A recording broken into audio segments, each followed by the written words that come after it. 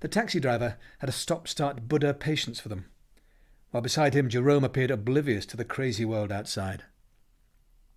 It was noon, yet electric lights rippled and spangled through the windows, staining the vehicle's interior in shades of synthetic colours. Salarymen in identical raincoats brushed past them. A girl with pink hair. A gigantic, lurid green octopus painted onto the side of a building, its tentacles strangling the concrete. What was that all about? He didn't belong in this jingle-jangle world. How did Aldous describe it?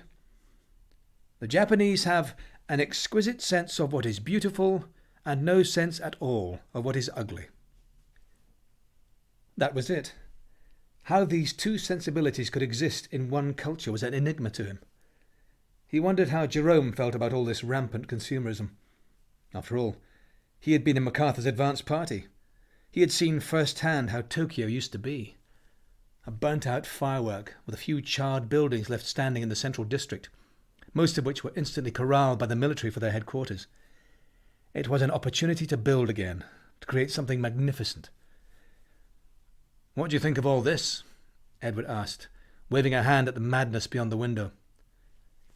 "A moment." Jerome blew loudly into his handkerchief. "It's the aircon. Gets me every time. What were you saying?" "I was asking about Tokyo."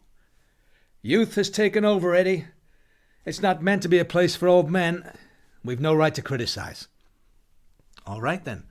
But if you had to comment, what would you say?" "The crows got bigger." "Is that it? The crows got bigger?" "You should see them now.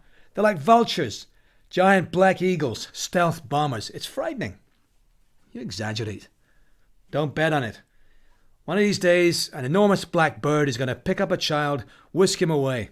A shrieking, flapping figure fading away into a sky-high blot. That's when the shit will hit the fan.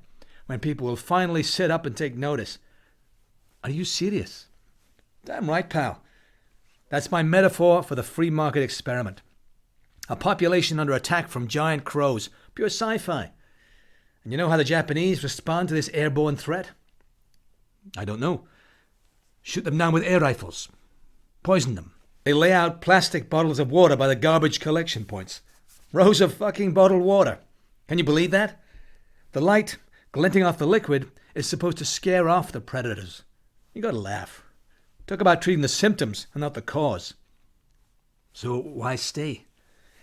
"I'm used to it, I guess."